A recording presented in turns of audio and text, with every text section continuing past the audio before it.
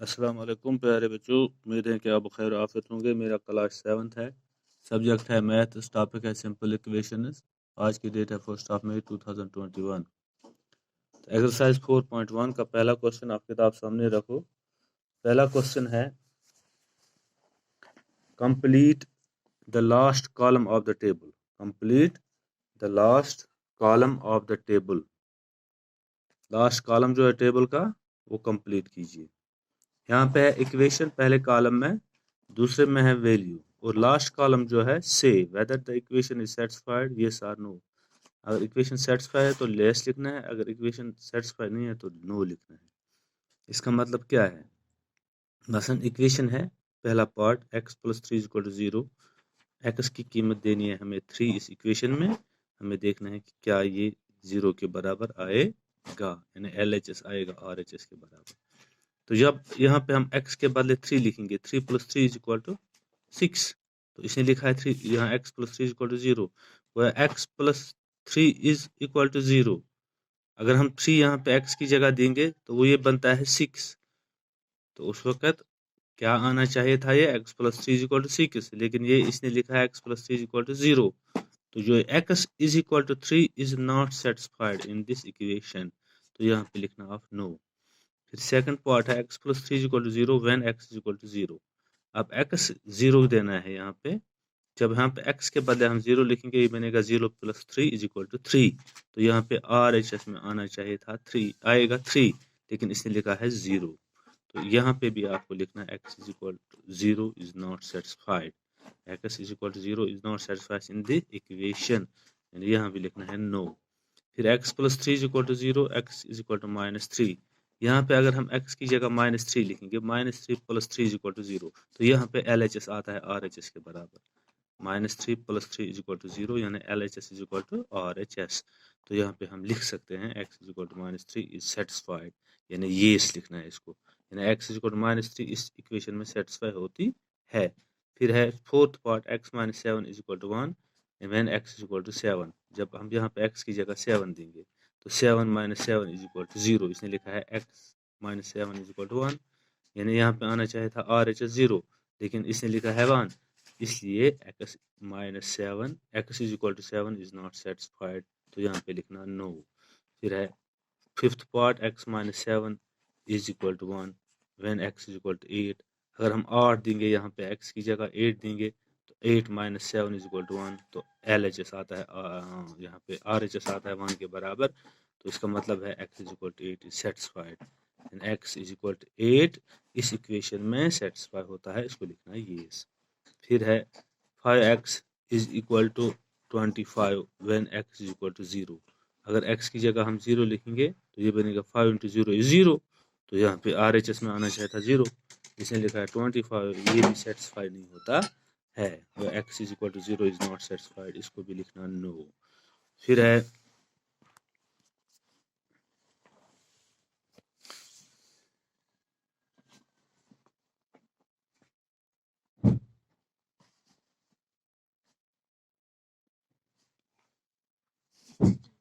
5x is equal to 25 when x is equal to 5। तो जब हम यहाँ पे 5 5 और 25, तो यहाँ पे RHS में आता है 25 को, यहाँ पे हम लिख सकते हैं x is equal to 5 is satisfied, यानी ये लिखना 5x is equal to 25 when x is equal to -5। जब हम यहाँ पे x -5 के बराबर देंगे तो ये बनेगा -25, तो RHS यहाँ पे 25 है, हमें आता है -25, इसका मतलब है x is equal to -5 is not satisfied, यानी यहाँ पे लिखना नो। फिर m/3 is equal to m/3 is equal to 2, m is equal to -6। जब यहाँ पे -6 देंगे तो ये बनेगा 3 1 जार 3 2 जार 6 आना चाहिए था -2, लेकिन यहाँ पे RHS में 2 है, तो m is equal to -6 is not satisfied, यहाँ पे लिखना no. m/3 is equal to 2 when m is equal to 0, तो ये भी यहाँ पे 0 आना चाहिए था, यहाँ पे लिखना m is equal to 0 is not satisfied. m/3 is equal to 2 when m is equal to 6। अगर हम यहाँ पे m की जगह 6 देंगे, 3 1 जार 3 3 2 जार 6, तो यहाँ पे 2 आता है, where m is equal to 6 is satisfied in this equation, तो यहाँ पे लिखना yes। फिर हम क्वेश्चन नंबर 2 की तरफ आते हैं। क्वेश्चन नंबर 2 है state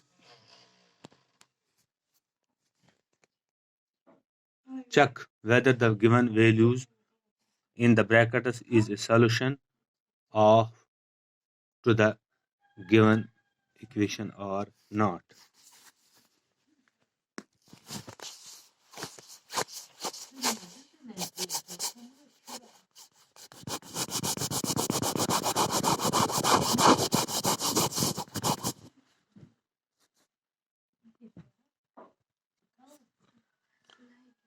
M plus 6 is equal to 15, M is equal to 6. Solution m plus 6 is equal to 15, यानी m की जगह हमें 6 देना है. Put m is equal to 6 in LHS में लिखना है 6. तो एम्प्लॉइज यहाँ पे m के बदले 6 plus 6 is equal to 12. यहाँ पे RHS में क्या है 15. तो मैंने लिखा है यहाँ पे since 12 is not equal to 15. यहाँ पे 12-15 के बराबर नहीं है. इसका मतलब ये है LHS is not equal to RHS. LHS is not equal to RHS. Implies m plus 6 is equal to 15 is not satisfied. तो m plus 6 is equal to 15 is not satisfied. इस वैल्यू पर m is equal to 6 पर ये satisfy नहीं होता है. Therefore m is equal to 6 is not a solution of the given equation. इसका मतलब ये है कि m अगर हम यहाँ पे 6 देंगे तो ये इस का सॉल्यूशन नहीं होगा, इस इक्वेशन का सॉल्यूशन नहीं होगा, क्योंकि यहाँ पे हमें आना चाहिए था LHS is equal to RHS. यहाँ पे हमें LHS RHS के बराबर नहीं आया, इसलिए ये m is equal to 6 is not a solution of the given equation. The second part है 2n plus 7 is equal to 13 when n is equal to 3. 2n plus 7 is equal to 13. Put n is equal to 3 in LHS. LHS में जब हम n की जगह 3 लिखेंगे तो हमें देखना है कि ये इक्वेशन क्या बनेगी. 2n plus 7 is equal to 2 into n के बदले 3 plus 7. 2 3s are 6. 6 plus 7 is 13. 6 plus 7 is, तो ये क्या आया 13. तो यहाँ पे RHS भी 13 है. तो since 13 is equal to 13, that is LHS is equal to RHS. LHS is equal to RHS implies 2n plus 7 is equal to 13 is satisfied. Is satisfied. Therefore n is equal to 3 is a solution of the given equation. The C part has 7n plus 5 is equal to 19 when n is equal to 2. Solution 7n plus 5 is equal to 19. Put n is equal to 2 in LHS of the given equation. तो 7n plus 5 is equal to 7 into 2. n के बदले हमें क्या लिखना है 2 plus 5. 7 2s are 14 plus 5 is equal to 19. 14 plus 5 is equal to 19. तो यहाँ पे इक्वेशन में RHS है 19. Since 19 is equal to 19, therefore LHS is equal to RHS. वह LHS जो है लेफ्ट हैंड साइड जो है वो हमें RHS के बराबर निकला, राइट हैंड साइड के बराबर. Therefore n is 7n plus 5 is equal to 19 is satisfied. Therefore n is equal to 2 is a solution of the given equation. The D part है 4p minus 3 is equal to 12. Put 4p is equal to 4. Put p is equal to 4. Good.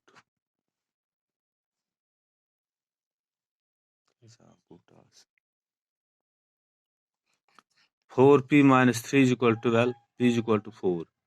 4p minus 3 is equal to 12. Put p is equal to 4 in the LHS of the given equation. तो 4p minus 3 is equal to 4 into 4. p के बदले हमें क्या लिखना है 4. 4 को 4 से ज़रूर देना है, minus 3 करना है. 4 4s are 16 minus 3 is equal to 13. 16 minus 3 is equal to 13. लेकिन यहाँ पे RHS 12 है. Since 13 is not equal to 12. 13 12 के बराबर नहीं है. Therefore that is LHS is not equal to RHS. LHS RHS के बराबर भी नहीं है. Implies 4p minus 3 is equal to 12 is not satisfied. तो ये इक्वेशन सेटिस्फाई नहीं होती है. इसका मतलब ये है therefore p is equal to 4 is not a solution of the equation. जो p का वैल्यू जब हम 4 देते हैं वो इस इक्वेशन में ये इस इक्वेशन की सॉल्यूशन नहीं है. फिर ई पार्ट है 4p minus 3 is equal to 13 when p is equal to minus 4. 4p minus 3 is equal to 13. Put p is equal to minus 4 in the LHS of the equation. So 4p, therefore 4p minus 3 is equal to 4 into minus 4 minus 3. 4 4s are 16 minus 3 is equal to minus 19. 16 minus 3 is equal to minus. यहाँ पे आया हमें minus 19, लेकिन यहाँ पे RHS है 13. So since minus 19 is not equal to 13, therefore LHS is not equal to or HS implies 4p minus 3 is equal to 13 is not satisfied, therefore p is equal to minus 4 इस equation का solution नहीं है, is not a solution of the given equation. तो आज का बस इतना ही, कल तक के लिए दीजिए इजाजत, खुदा हाफिज।